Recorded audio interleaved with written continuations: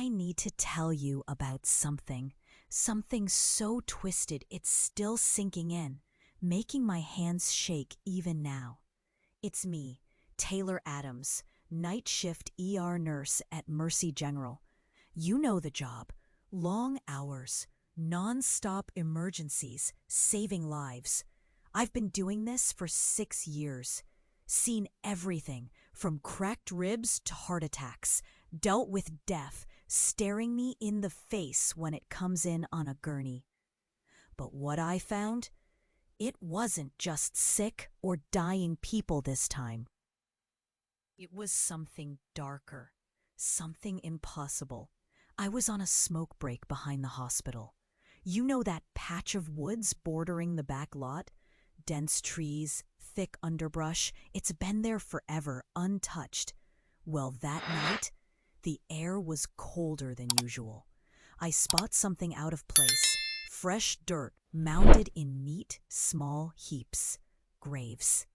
Graves with crudely nailed wooden crosses sticking up like broken teeth, and names carved in shaky letters. But here's the worst part. They weren't random names. They were patients I treated. Names I remember clearly. People I had watched recover from life-threatening conditions. People I'd smiled at when I handed them discharge papers. Relief in their eyes, families waiting. But here they were, marked like corpses. Dead. I stared. My chest tightened. My throat went dry. Shivers crawled up my spine. I touched one of the crosses. Cold, rough wood, soaked in rain, tilting slightly. The name Sarah Jenkins. I remember her. Young woman fighting sepsis, came through. Discharged 2 months ago. No one told me she was gone. No news. No obituary. I didn't know what to think. My brain screamed wrong, mistake, but the evidence was there. Dirt, wood, names. Shaken, I grabbed my phone and snuck back inside. My hands trembling so bad, it took 2 tries to unlock it. I pulled up patient records from the last 6 months. Names matched exactly. Everything said. Discharged, recovered, no complications. Except emails from families on file? No replies. Phones disconnected. Letters returned unopened. I even checked next of kin contacts. Unknown location, no forwarding address. My heart sank deeper. There's a pattern. These patients disappear from families like ghosts, vanish after their recovery, then show up buried in those graves behind the hospital. My mind spiraled. Could this be a freak, horrible coincidence? Or something sinister, like a deliberate cover-up, artificially boosting success rates by getting rid of those who don't fit the numbers? I wanted to scream, to run, but I couldn't look away. And now, here's the thing that froze me solid. Last night, as I took another break, I saw fresh footprints near the newest grave.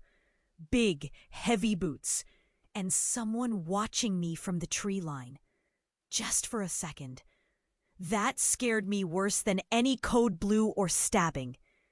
Because I realized this wasn't just some sick accident. Someone wants this buried. For good. I keep thinking about the weight on my chest, the ache that won't leave, the question burning in my mind. How deep does this horror go? And more terrifying, will I be next? This changed everything I believed, not just at work, but about the ground beneath my feet. Before all this, before those graves, the shadows, the cold fear, I thought my life was simple enough. Not easy, no. Nursing is no joke, especially at Mercy General. Night shifts stretch endless. The hospital buzzes at times like a trapped hive. But I had my people, my anchors, people who made the chaos bearable. There's Mike. I've known him since nursing school. Tall, always with a crooked smile and a sarcastic remark ready before you even ask. He's the guy who saved me during my first triple trauma code. The moment I froze, heart pounding like a wild drum, Mike grabbed my arm, whispered, eyes sharp, Adams, you got this. His hands steady, voice calm, even when bodies screamed around us. That night cemented our bond. We're thick as thieves now, sharing late pizza slices in the break room, swapping stories that would make the late shift nurse, highs and lows, sound like rock ballads. Then there's Lena, my closest friend outside the hospital walls. We met in the ER during a brutal flu season. Her laugh cutting through the stress like the flashlight beam in a dark room. She's the one who listens without judging when the nightmares hit. Lena's a paramedic too. Tough as nails but soft where it counts, like a worn-out blanket you never want to let go. We share an old apartment downtown. Cheap rent and cheaper coffee, but it's home because it's ours.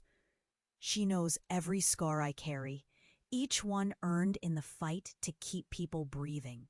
And Dad? I'd be lying if I said he wasn't the reason I got into this mess in the first place. Retired firefighter. Tough love all day. He drilled into me the meaning of grit, sacrifice, the messy reality behind hero stories. Dad's pride is thick, but so is his heart.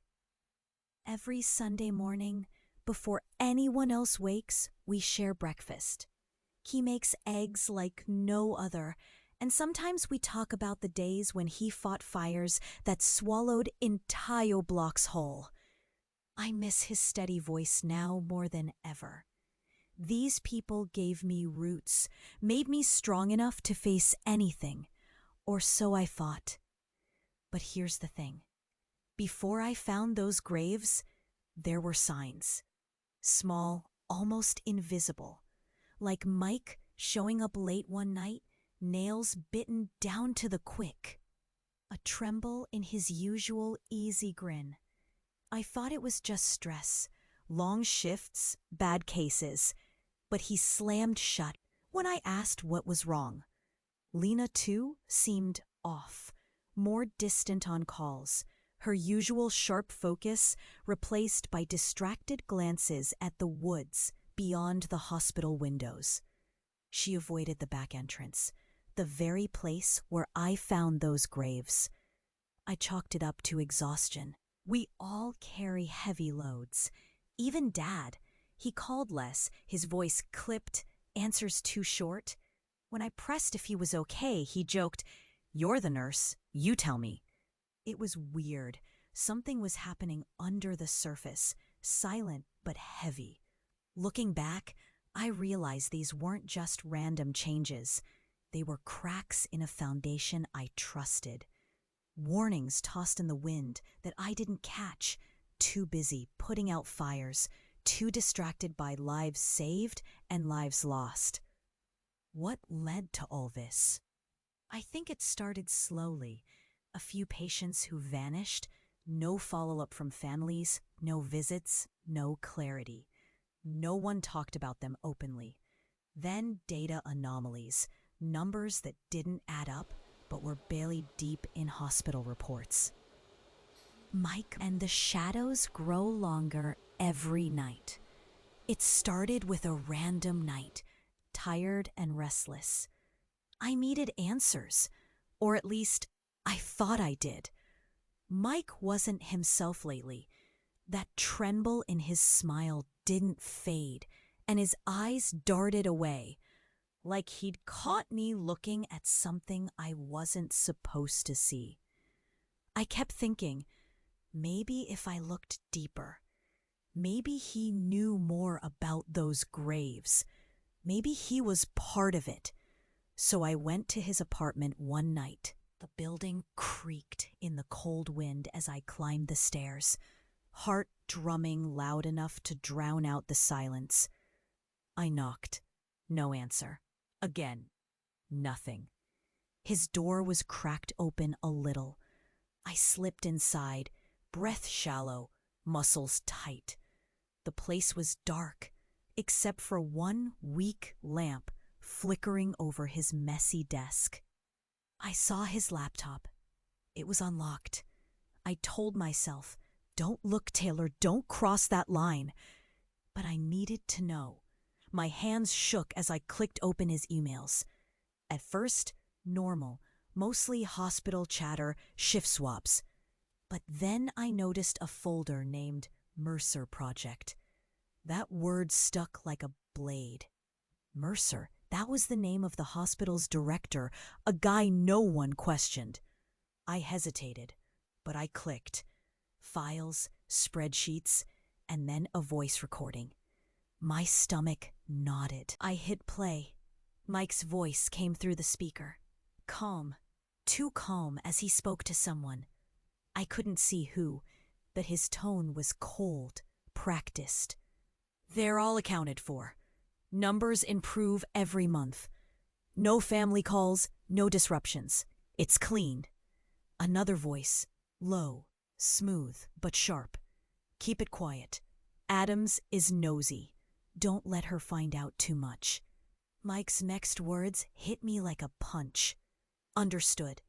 I've kept her close. Too close?" The recording cut off. My throat squeezed. Cold sweat bloomed across my skin. Mike? My rock? The one who pulled me through that trauma code, who laughed off brutal shifts with me? The same man talking about burying people behind the hospital, hiding the truth? I scanned more files, documents with patient IDs, discharge dates, and right beside them, notes like discrepancy resolved, silent removal, no family notification. I stared at a photo, blurry, taken at night behind the hospital.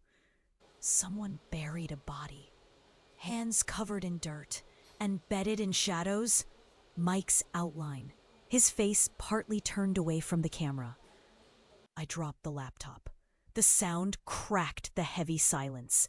My heart slammed against ribs as if begging me to run or fight. But I couldn't do either. Just stand there, betrayed, broken. I replayed memories flickering like a horror show. The way he avoided the back lot, the strange phone calls, the jittery sighs when I brought up missing patients. Everything twisted into a cold lie. I tried calling his phone, straight to voicemail, again and again. No messages, no texts back. Even when the hospital's morning shift started buzzing their usual "Where's Mike?" whispers. No one had seen him since late that night. I went to his old locker at work. Empty. No keys. No wallet, no sign he'd been there for days. My chest tightened. How could I have been so blind, so trusting? Did he ever care? Or was it all a game, a mask to cover something wicked? I paced, trembling. Thoughts clawed at me. Was I part of this unknowing? A pawn in some twisted plot? Or worse, a witness who now had no ally left?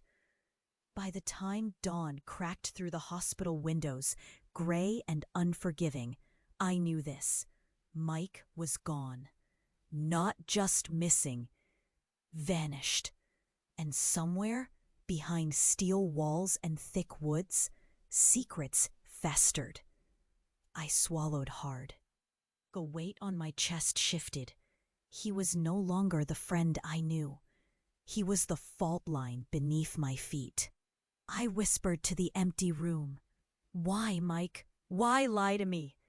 No answer. Only silence. Dead, cold, and terrifying. I can't sleep. Tried, really tried. But every time I close my eyes, that same tight knot squeezes my chest like iron. My hands won't stop shaking. I feel like I'm drowning in a storm of doubt, fear, and something darker I don't have a name for yet. Mike's gone. Not just gone, he's vanished like smoke after a fire. And after what I found on his laptop, everything I thought I knew feels like a lie. How he called me nosy? That cut deeper than any knife.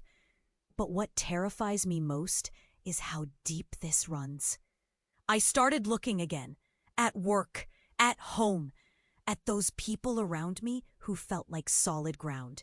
I opened my locker and found it stripped bare. Not just Mike's stuff, my own things, gone. My ID badge wasn't where I left it. Someone had been inside. Someone who knows I'm looking. I walked the halls during the day, trying to act normal, but the nurses and doctors stared too long, whispering in corners. I caught Lena's eye once. She looked away, her face frozen. Later, I heard her whisper into her phone. She's asking questions. We need to hold tight. Hold tight? Like I'm a problem? I tried calling Dad. No answer. Left messages I'm pretty sure he won't get or won't return. And then the apartment. The one Lena and I share. I swear I'm losing my grip there too. The door sometimes sticks just slightly, as if someone's jiggled the handle without entering. At night, I hear faint sounds, footsteps, soft thuds, sometimes breathing. But when I look, there's no one. I don't know what's real anymore. My memories feel like cracked mirrors, shattered and shifting. I swear Mike was always honest. Or was he? Maybe the smiles, the late night talks, the support, they were a show. Did Lena know? Was Dad involved? Or are they just playing parts in a bigger, cruel aim I can't see clearly? My dreams drip with faces I can't place. I wake coughing, pulse pounding. Sometimes I'm gasping for breath like I'm underwater, choking on a silent scream. I caught myself tracing my steps, checking every lock twice, triple times. The shadows are everywhere. Even the hospital, the place I trusted, feels like a trap. The bright lights flicker when I pass. The PA system buzzes low, cutting off when I try to focus. Silent watchers lurk behind friendly faces. One night, I sat in the dark, flashlight clutched tight, scanning the woods where those graves lie buried. Then I saw it, reflecting dimly, a figure moving just at the tree line. Big boots, slow steps, no words, just that quiet, unshakable menace.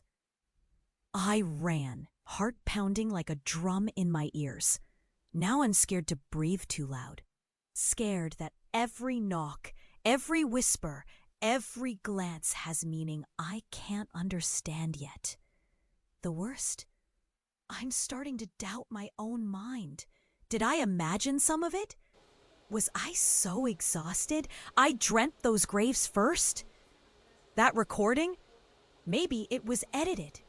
Maybe I'm paranoid. But then the silk-thin thread of comfort snaps further. I'm not safe here. Not in the ER. Not at home. Not with the people I thought I could trust. Every call unanswered. Every shadow stretching closer.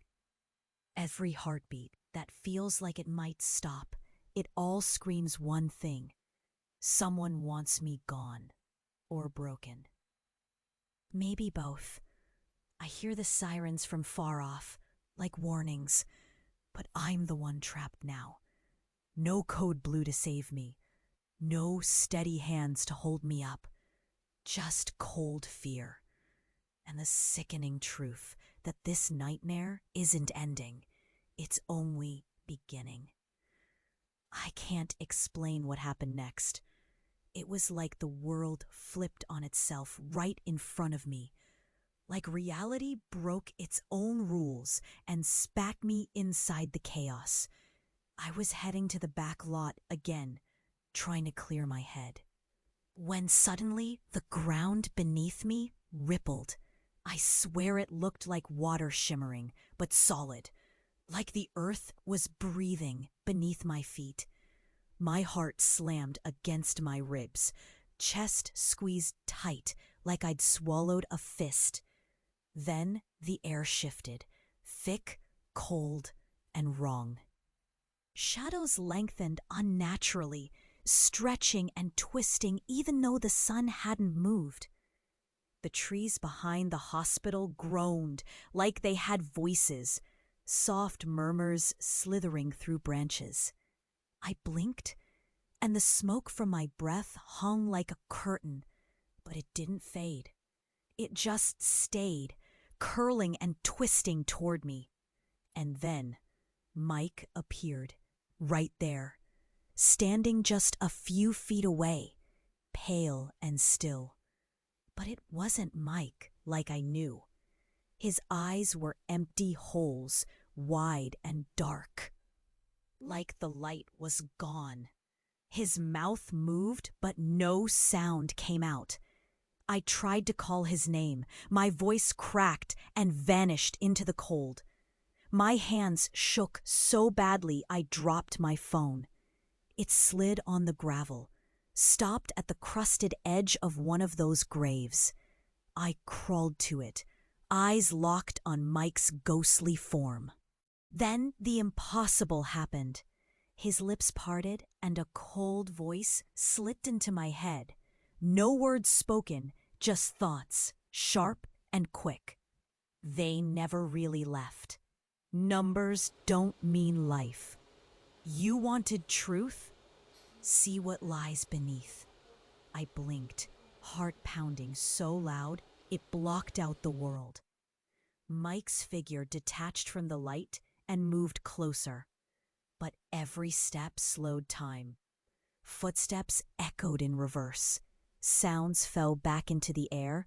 Smells curled away from me. I reached out and my hand trembled through him, fingers brushing empty air. The sky cracked, blue splitting into shards of glass hanging above the hospital. Time fractured. Clocks in my head twisted their hands the wrong way. I could hear the past and future colliding, voices whispering from nowhere like tangled radio static. Suddenly, Lena stumbled into the back lot, eyes hollow but wide. Don't listen to it. It's not human. She pointed at Mike, but it wasn't just Mike. It was something wearing his skin, moved by something deep and wrong. Other nurses came running, drawn by screams I didn't remember making. They froze, mouths open, eyes wild. One sobbed, "This isn't real. Why is he here?" Another shook her head, voice cracking. "No one's supposed to be dead. Not like this." The graves behind us thumped, soil bubbling like blood under the surface. Wooden crosses cracked, splitting open like mouths to scream. Roots snaked up from the dirt, twisting into hands clawing skyward. Then, like a broken mirror, the hospital windows shattered at once. Silent shards hanging mid-air, reflecting flickering, impossible scenes. Patients I'd saved, faces flickering in and out, some smiling innocently, some twisted in silent screams. I heard Dad's voice faintly from somewhere far. Mike's face was inches from mine now. His eyes, I can't explain, not empty. They were infinite pits, deep enough to swallow me whole.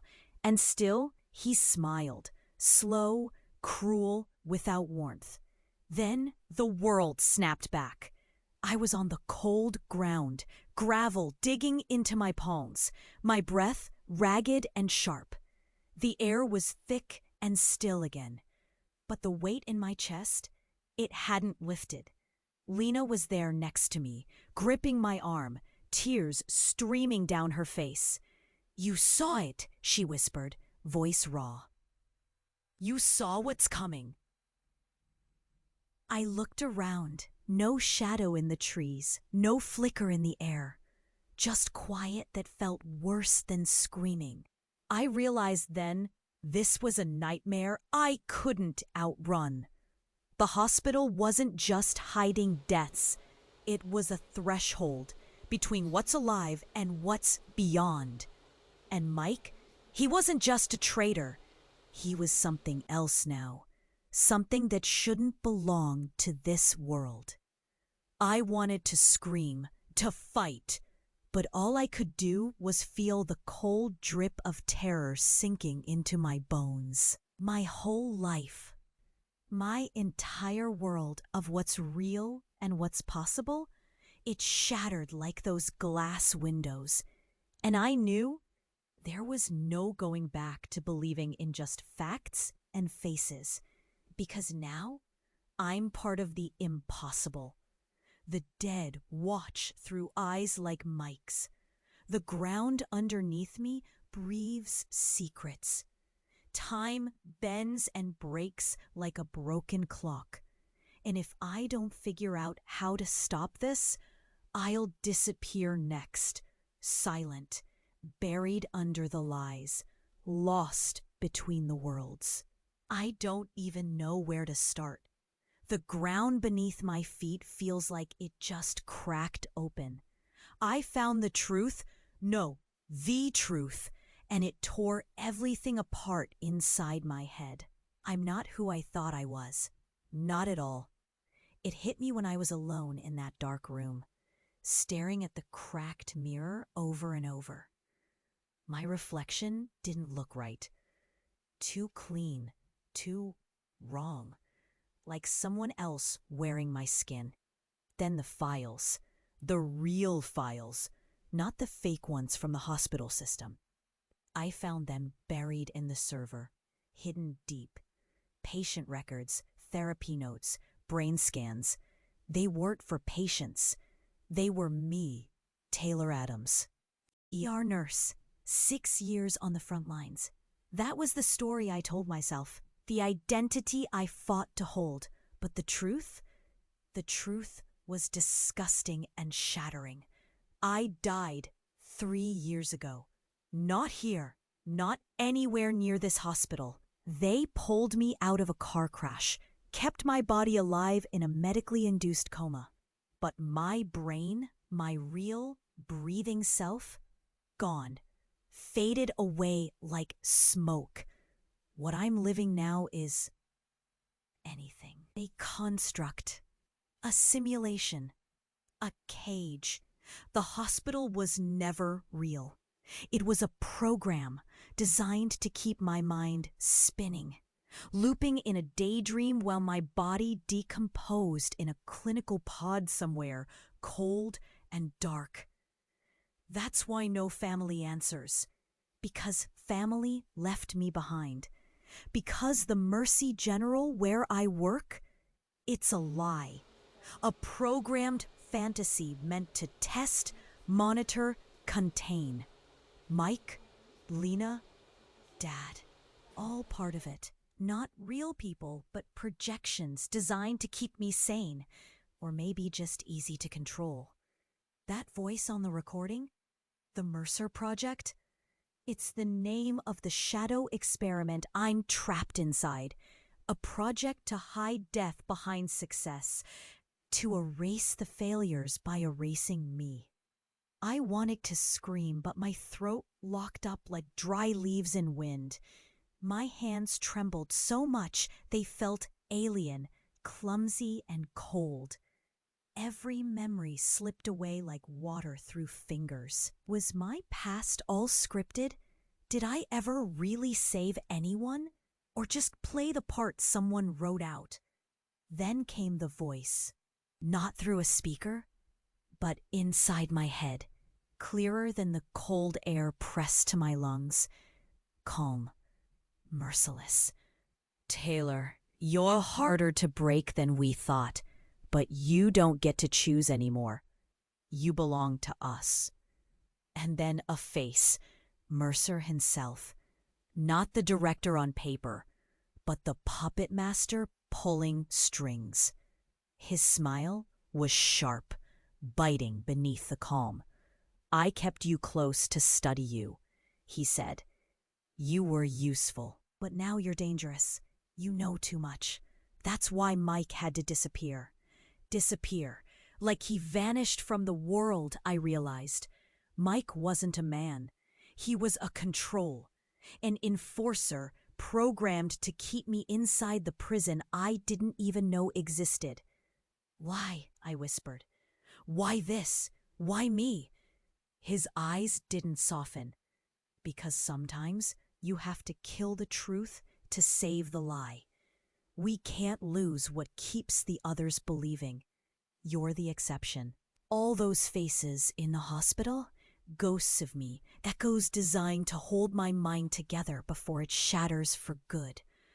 I'm broken, staring into the crack of my own existence. And then is choice. Mercer leaned closer, voice low and cold. "You step outside the program, lose everything. No mercy, but maybe freedom.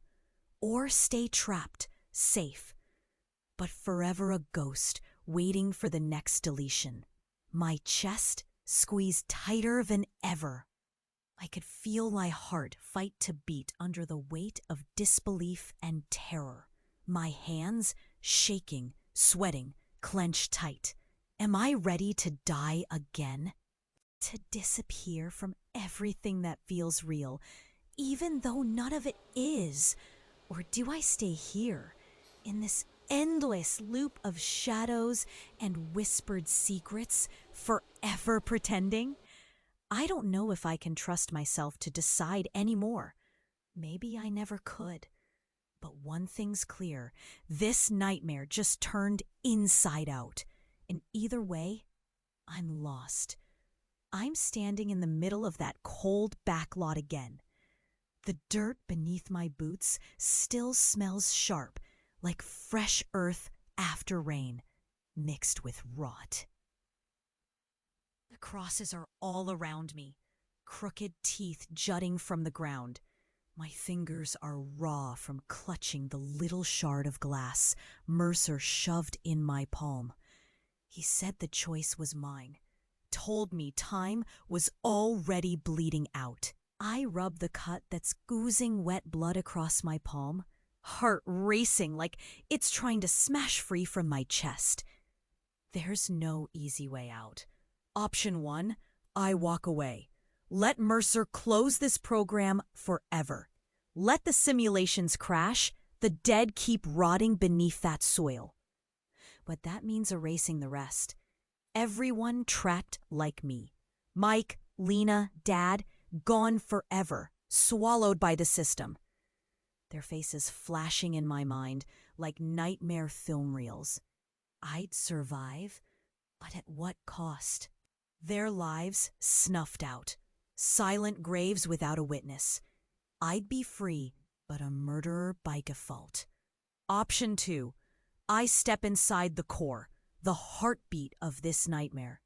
Accept the truth, swallow it whole. Become Mercer's puppet, lose myself, my memories, my feelings, my soul maybe, but keep them alive, keep them tethered. Sacrifice my humanity to hold the line between reality and illusion. Give up who I am to protect what's left. Live as a ghost in the machine. I shake, breath splitting in gasps. The air tightens, slick and thick. Shadows crawl in from the trees. Mercer's voice whispers in my ear. No body, just words, cold like steel. Choose, Taylor. Your mercy has limits. Your love will break. Save yourself and betray them, or save them and lose yourself. Which is death to you? I swallow hard. I think of Mike, that crooked smile now a bitter memory, the trembling in Lena's eyes when I told her to run, Dad's voice fading like an old song lost on the wind. all of them, caught in this trap I helped build with my trust. I want to reach for them, to hold tight, but my hands might as well be tied. The ground shifts beneath me, hard as a coffin lid, and I stumble forward. Silence hits like a punch. Then, from nowhere, Lena's voice cuts through the dark. "Kaylor, you have to do this. Don't let Mercer win." Her words feel like fire against my skin. I close my eyes, feel the cold drip of fear leak through my bones. I picture myself losing pieces, the warmth in my chest, the spark in my eyes retreating, drowning in a tide of empty screens and endless days. But empty is better than gone, better than silence. I step forward. The glass shard slices through my palm deep, blood blooming warm and bright. I press the cut against the dirt, the wound burning sharp. A pulse races from the earth. Up through my fingers and into my chest. I think of Mike again, of Lena, of Dad. I say it out loud, voice cracking. I accept. The world twists. The graves shudder. The crosses crack like bones. A terrible weight presses down. Not pain, something worse. Like sinking beneath ice, cold and endless. But somewhere in that crushing dark, I find a flicker. A terrible, stubborn hope. Because I'm still here. They're still with me, somewhere beneath the surface. But I'm not who I was. Not anymore. I'm the keeper now. And this nightmare, it's just beginning. I don't even know how to start. The moment I said I accept, everything cracked open inside me. Like I was pulled under a wave I'll never get over. The ground shook. The air went cold. And then, silence. Heavy, thick, like the world was holding its breath. When I opened my eyes, it was morning. The hospital backlot was just as quiet.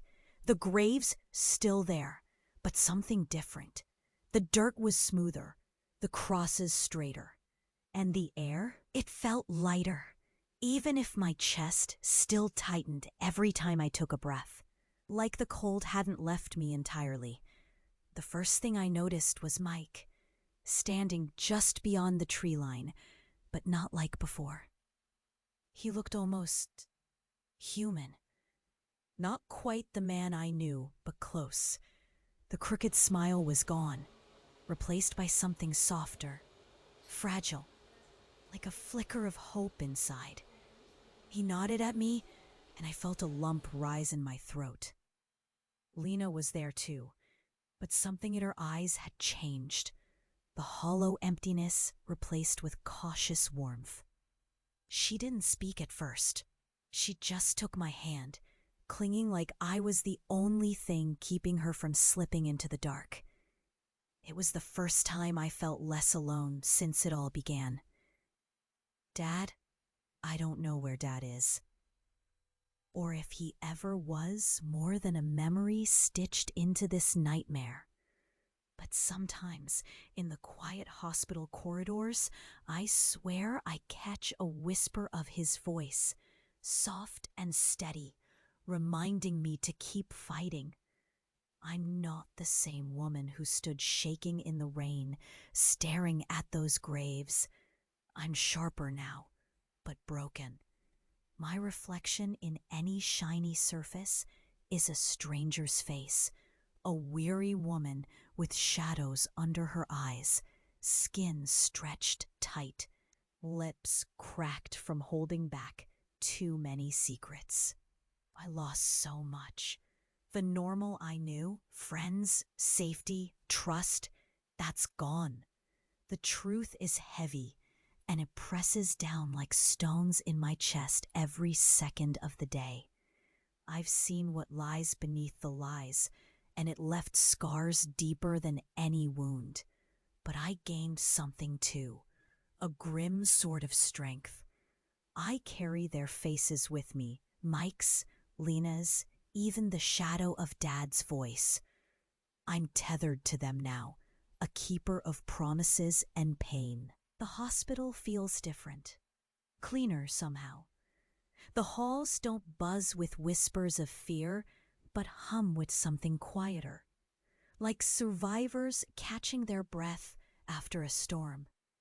Nurses glance my way with new respect, eyes searching for the woman who has faced impossible things and stayed standing. Some look away fast, afraid or unsure. Others nod, as if they know I hold secrets too big for words. There are no celebrations here, no pats on the back.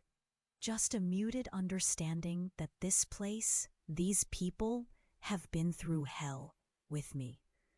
My hands still tremble sometimes.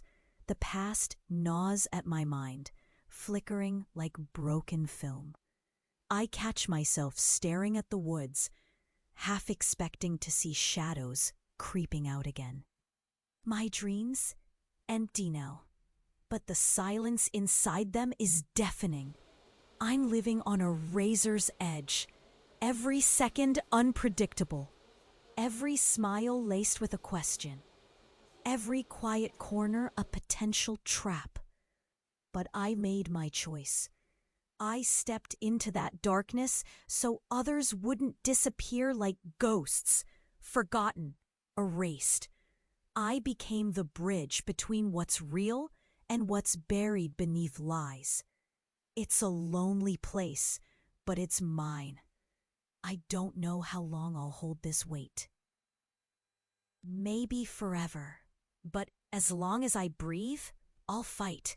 Not for normal life, no, that's gone. But for truth, for keeping those lost alive in whatever way I can. Because if I don't, no one will. And that is what scares me the most. But it's also what keeps me moving forward, one shaky step at a time. It's been months now. Sometimes I wake up in the middle of the night, heart pounding like someone's pounding on my ribs from the inside.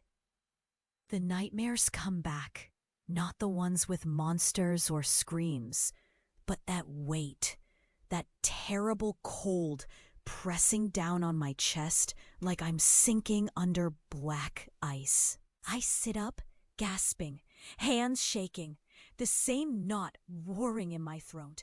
It feels like drowning on dry land. Most days I manage to push it down, tuck it away like a secret no one's supposed to know. But then something drags it back up, like a shiver at the hospital when the lights buzz too low, or a stray cough that sounds too close to silence. Or sometimes just the wind sneaking through my apartment window, carrying whispers I swear no one else hears. People don't see it. Not really. On the outside, I'm just okay, mostly steady. But inside, I carry those graves, those hollow eyes of Mike's and that snapped smile. Every second. They burn under my skin. Friends I once held close drifted away. The world outside that nightmare can't handle what I've become. I caught Lena on the street one day, stiff, avoiding my gaze like I carried a sickness she might catch just by looking. Some nurse coworkers whispered behind closed doors, their eyes wide and afraid, muttering, "She's changed, not right anymore." It hurts, more than I realized it could, seeing the people I trusted turn cold or vanish. But then there are others, strange, quiet people who seem to recognize the quiet storm in my eyes. Like I'm no longer invisible to them. Part of a broken club nobody signs up for. They pull me in, whispering words about things no one else knows exist. Lost places, shadows that breathe, voices caught between worlds. I don't know if I'm lucky or cursed to find them, but their company is a brittle thread of comfort in this endless dark. Sometimes, when the hospital empties late at night, I see it. The thin, impossible shimmer along the edges of the ward. The flicker of movement that's just a breath away from real. Faces blink in and out of existence. I laugh less. I smile even less. Joy feels like a foreign language, one I'm cobbling together but clumsily, with pieces missing. Trust? Forget it. My hands won't stop trembling when someone gets too close, as if I might shatter or snap like glass under pressure. Sometimes I scare myself because I don't know if it's because of what I saw or what I'm becoming. Yet I try, God, I try to be safe, to stay grounded in this cracked world, to hold on to scraps of normal life where I can. I keep my routine. I answer calls. I patch wounds. I tell jokes, even if they're dry. Lena visits sometimes, not often and never for long. She knows better than to get caught too deep. We share silences heavier than words can carry. There are moments, brief flashes, when the nightmare pulls back, when the light breaks through the cracks. I see Mike's crooked grin in a random smile, hear Dad's voice in the clink of a coffee cup on Sunday mornings, feel Lena's laugh echo down a quiet hallway. Those moments sting, but they remind me some part of me is still here, still fighting. But the truth is, the ripple hasn't stopped. That choice I made, it set something loose. Shadows slip through the cracks like cold breath on glass. Sometimes I catch whispers, just beyond hearing, warning me, this story isn't done. The Mercer Project wasn't just some cruel joke or twisted experiment. It's a lock on a door that's already cracked open. And whatever's on the other side, it waits. I don't know how much longer I can hold this line, how many times I can breathe through the panic, fight against the fog that creeps in. But I will, because if I don't, everything I am, everything I've lost, and everything I have left will be swallowed whole.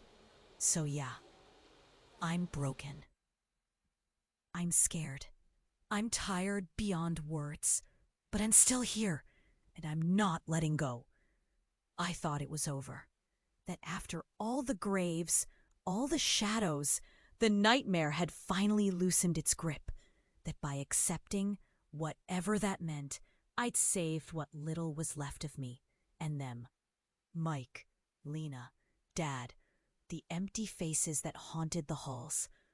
I thought I was the keeper now, the one who could hold back the dark. But no, I was wrong. Last night, just as the hospital lights flickered low, like they always do when something wants to slip through, I saw it. Not on the back lot, not in those rotten graves, but here, in the light, with everyone watching.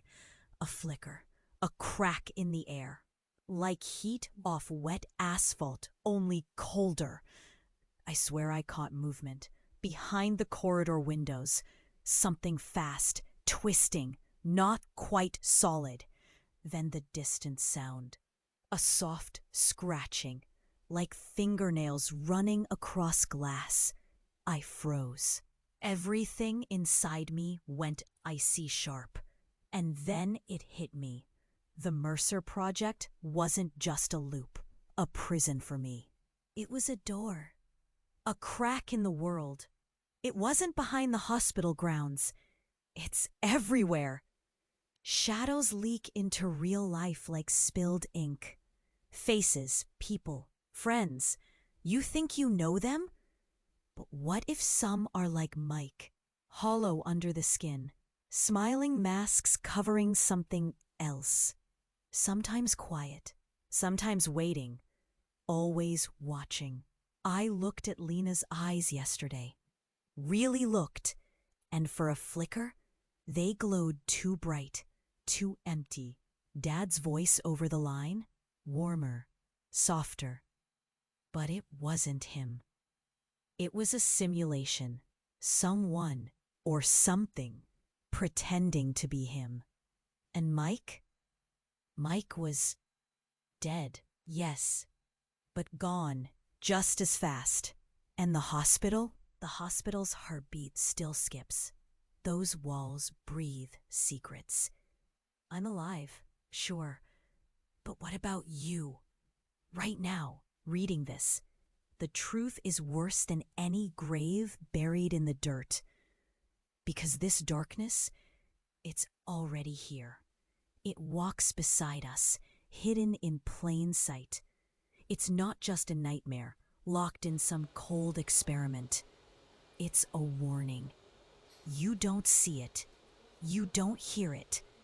But it waits, always. You could be next. You might already be part of it. The people you trust might be shadows. The places you feel safe might be prisons. The life you believe in might be a story someone else wrote. So listen, really listen. When you hear a voice that isn't quite right, when a face blinks too slow, when the silence stretches thin before a sound, don't look away. Don't pretend it's nothing.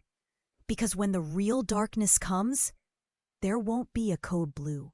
There won't be someone to hold your hand. There won't be a second chance. The ground beneath your feet is breathing. The shadows behind your back are stretching. And the worst part? You won't even know when it's too late. I'm telling you this because I survived. Barely. But every time I close my eyes, I feel it creeping closer. It's not just a story. It's a living thing, and it wants more. So watch, listen, trust your gut, even when it screams. Because the nightmare is still waking up. And I'm afraid you're already inside it. Don't ignore the cracks. They don't just break the world around you, they're breaking you. If you don't see them soon, there may be no coming back. Believe me, I know, because I was once just like you, awake. But I'm not anymore, and the cold waits for all of us. Right now, right here. Are you ready?